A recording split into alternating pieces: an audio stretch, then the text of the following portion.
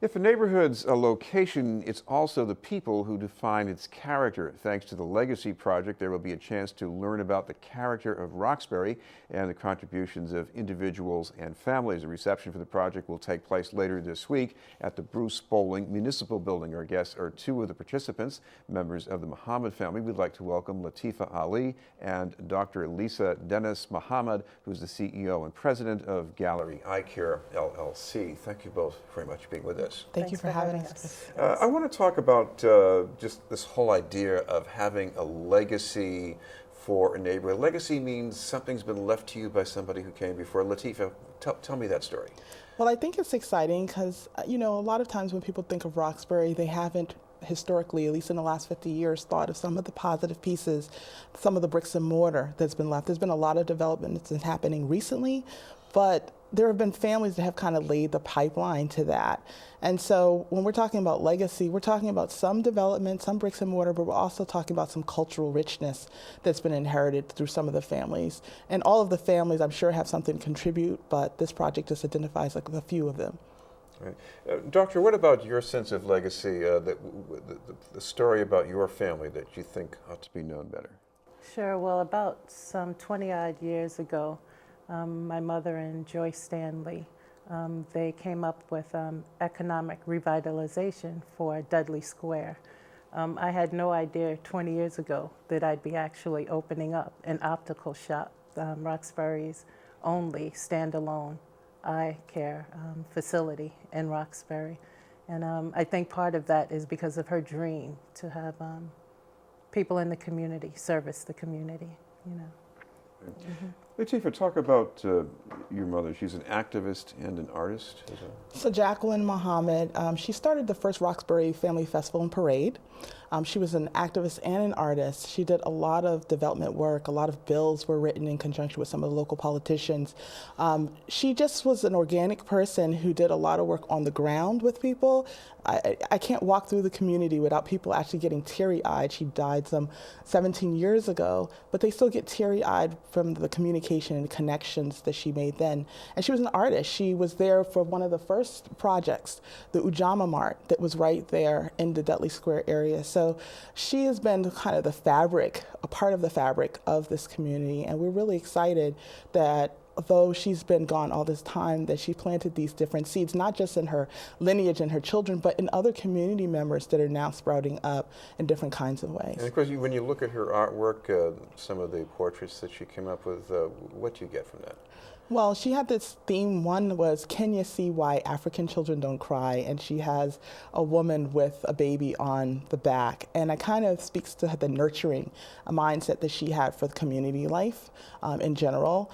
And then she did some local poetry, not poetry, some local art that she featured people who were from the community. And she kind of made them immortal in a way by capturing the essence of the beauty of what they brought to the table as well. So she was someone who knew how to look at anything and capture its beauty, and I think that's what art's about.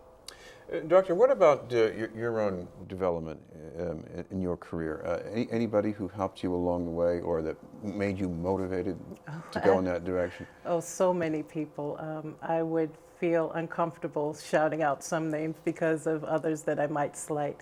But absolutely, my growth in this community has been through lots of people.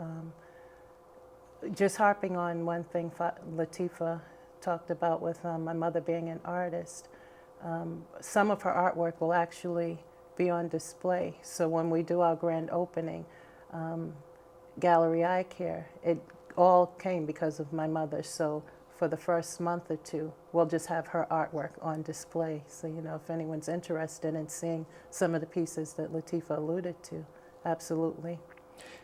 And what about your own decision to have an independent practice? Because, these days a lot of us, we go to these clinics and so on, and you're just there by yourself. Sure. Clinics offer wonderful they're great facilities for patients, but sometimes people want to have just an independent provider where they will see the same provider hopefully for the next 20 some odd years. So my decision to open up gallery, of course, with my mother whispering to me, giving back to the community. That's always been there.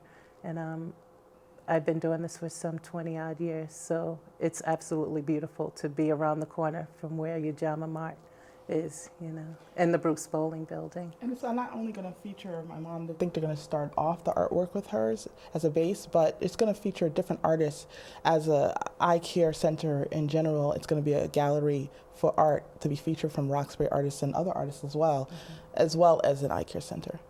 Latifa, talk about this event, because this is going to be about at least a handful of families we're talking about here, right? Right. So we have the Michael Haynes family that's going to be featured. You have the Janey family. We have Sister Virginia who's going to be featured, and our family is also going to be featured. And there are other folks that are going to be mentioned, different projects that happened along the way.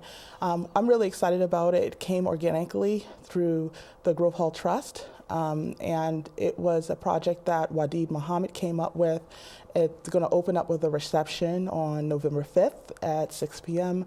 in the Bruce Bowling building, where my sister's shop is actually ironically opening up. So there's a lot of different tie-ins happening, and we're just really honored to be part of one of the families that got identified for this step in the project, and I'm sure the multitude of families that are going to be coming in after this.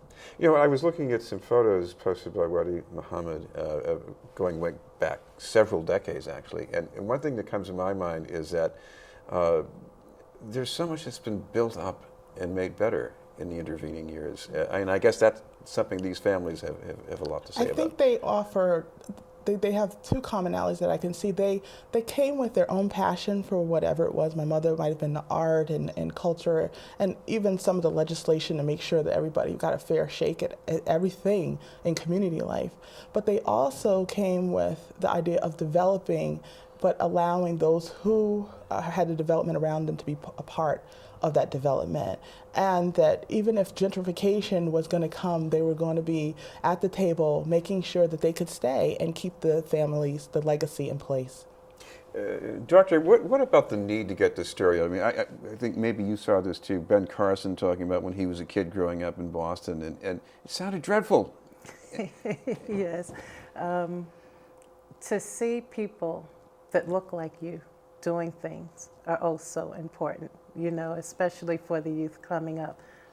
It offers hope, you know, that sometimes they don't otherwise get, you know, and just people relating to them, you know, and saying, oh yeah, I went to that high school, I went to that elementary school, or I played at that particular park.